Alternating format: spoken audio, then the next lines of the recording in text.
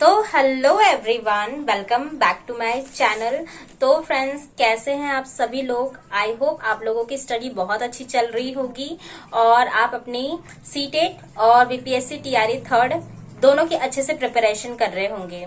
Friends, आज हम CTET के बारे में बात करने वाले हैं कि इसमें क्वेश्चंस को कैसे सॉल्व करना है, कैसे टैकल करना है, क्योंकि बहुत सारे लोग होते हैं जिन्हें सीटेट सचमुच में नहीं समझ में आते, क्योंकि उसमें पैडागोजी होती है, पैडागोजी समझ में नहीं आती है, जिसके वजह से बहुत सारे आते हुए क्वेश्चन भी गलत हो जाते हैं और नंबर भी कम आते हैं।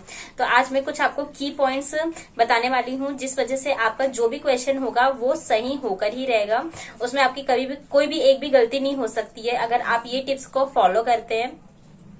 ये टिप्स आपको 135 नंबर अबव ही दिलाएगा और जितने भी क्वेश्चन आपके अभी तक गलत होते आ रहे हैं तो वो अब आपके गलत नहीं होंगे।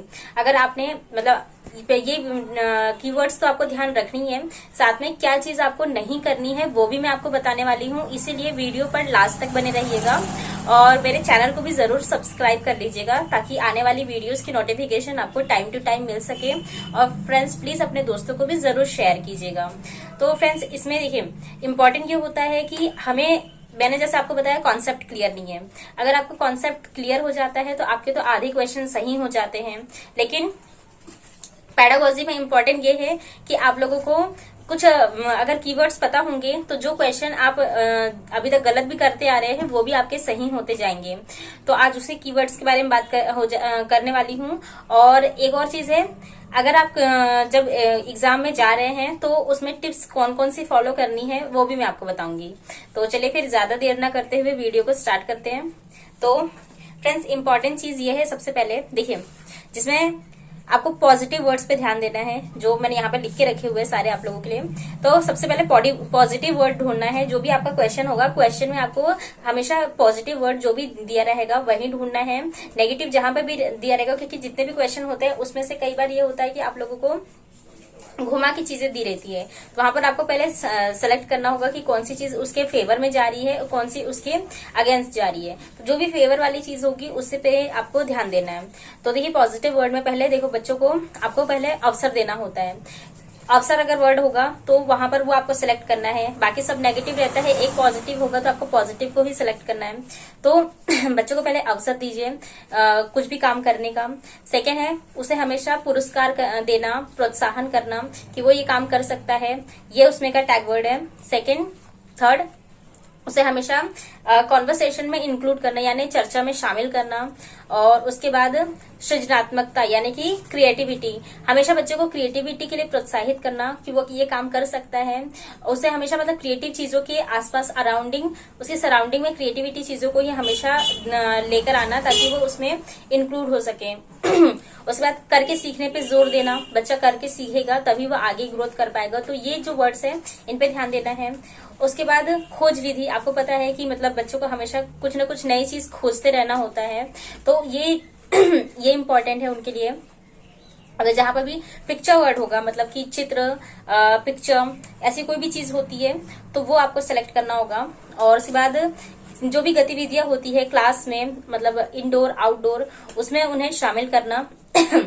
भ्रमण, कई बच्चों को लेके जाते हैं तो जिसमें उन्हें कुछ चीजें किताबों के थ्रू नहीं समझाई जा सकती है, तो इसके लिए उन्हें हमेशा कहीं घुमाने लेके जाए ताकि वो चीजों से मतलब वास्तविक जीवन से कनेक्ट हो सके। तो ये चीजें हैं। और उसके अलावा एक है मतलब किसी भी चीज का कारण पता करना, मतलब अगर बच्चे का मतलब कोई भी प्रॉब्लम है तो सबसे पहले उसमें कारण पता करना है, उसके बाद ही उसका निदान हम कर सकते हैं। तो इसीलिए पहले कारण का पता लगाओ, फिर उसका सॉल्यूशन ढूंढो। इसके बाद जैसे मैंने आपको बताया पुरस्कार देना, तो ये इतने पॉजिटिव वर्ड है। ये पॉजिटिव वर्ड आपको उस क्वेश्चन में ढूंढना होगा, मतलब जो भी ऑप्शंस रहते हैं उसमें। अब नेक्स्ट है, ये सारे वर्ड्स आप लोग लिख लीजिएगा अपने पास कॉपी में। उसके बाद है नेगेटिव वर्ड। नेगेटिव वर्ड में होगा कठोर नियम, बच्चे को किसी भी कठोर नियम के थ्रू नहीं उन्हें मतलब कठोर नियम में नहीं बांधना है और बच्चे को मारना नहीं है। मतलब ये तो सबसे मतलब नेगेटिव है। अगर बच्चे को मारते हैं तो ये बिल्कुल भी गलत है, उनके लिए अगेंस्ट होगा। कम नंबर देना, अगर कोई बच्चा मतलब कुछ नहीं कर पा रहा है तो उन्हें कम नंबर दे के हतोत्साहित नहीं करना है। उसके अलावा यही मैंने अभी जो बोला, हतोत्साहित नहीं करना किसी भी चीज के लिए। जैसे कंपटीशन होता है बच्चों में, मतलब भेदभाव नहीं करना। ये नेक्स्ट जो वर्ड है, भेदभाव नहीं करना। उनमें अगर कोई बच्चा बहुत अच्छा कर पा रहा है और दूसरा नहीं कर पा रहा है, तो उसको कभी भी ये नहीं कहना कि अरे तुम तो कर ही नहीं पाए हो। उसको हमेशा प्रोत्साहित करना कि नहीं, ये काम अगर तुम इस तरह से नहीं कर पाए हो तो इसे दूसरे तरीके से कर सकते हो, या तो फिर तो अगर तुमसे ये काम नहीं हो पा रहा है तो आप किसी और काम में अच्छे हो सकते हो। ये सब चीजें हमेशा उन्हें बताते रहना। उसके बाद रटना, ये जो मतलब रटंत प्रणाली है, ये वर्ड मतलब मोस्ट इंपॉर्टेंट है कि आपको इसको अंडरलाइन कर लेना है कि ये जहां दिया होगा वो काम आपको बिल्कुल नहीं करना है। उसके बाद व्याकरण विधि का प्रयोग नहीं करना है कहीं पर भी, हमेशा मतलब कि व्याख्यात्मक जो विधि होती है इसका भी प्रयोग नहीं करना है। उसके बाद दंड देना, बच्चों को दंड नहीं दिया जा सकता है, तो ये जहां पर वर्ड होगा इसको आपको कट करना है, मतलब ये रॉन्ग होगा। उसके बाद प्रधानाचार्य से परामर्श नहीं लेना। अगर आप किसी मतलब क्लास में बच्चे के मतलब क्लास टीचर है, तो वहां पर आप किसी भी प्रधानाचार्य से सहयोग मतलब कि उनसे परामर्श नहीं लेंगे। अगर आप उस सिचुएशन में, तो आपको खुद उसको हैंडल करना है, टैकल करना है जितना बेस्ट आपसे हो सके, बच्चे को संभालना। उसके बाद जो भी त्रुटियां होंगी उनकी त्रुटियों पर ध्यान नहीं देना है, मतलब अगर होती है तो उन्हें वहां पर समझाया जाए, सिखाया जाए, ना कि उसे पॉइंट आउट करके उसे हमेशा बताया जाए। उसके बाद बल देना, किसी भी चीज पे मतलब कि फोर्सली काम करवाना, ये नहीं होगा।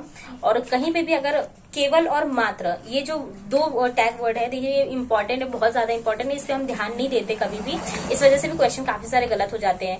यह है कि आप कहीं पे भी लिखा रहेगा केवल और मात्र, ये कहीं पर भी नहीं आता है। ये अगर कहीं क्वेश्चन दिया है सभी पॉजिटिव है, केवल और मात्र दिया है, वो हमेशा गलत होगा, उसे आपको हमेशा सिलेक्ट करना है। अब इसके बाद हम लोग बात कर लेते हैं, ये तो आगे आपके दो टिप्स। थर्ड है, हमेशा आंसर वही मतलब सही होता है जो सबसे बड़ा हो। ऑप्शन दिए हैं उसमें जो सबसे बड़ा दिख रहा है, 2-3 लाइन का दिख रहा है, वही आपका हमेशा आंसर सही होगा, तो उसे सिलेक्ट करना। चौथा पॉइंट है, जितने भी मतलब आप लोगों का जीन पियाजे हो गया, वाइगोत्स्की, और उसके बाद अभिसारी चिंतन, बुद्धि, उसके बाद जो समावेशी शिक्षा है, इसके अलावा आनुवांशिकता और वातावरण में मतलब संबंध जो देता है वो, और बुद्धि में आपको बता चुकी हूँ।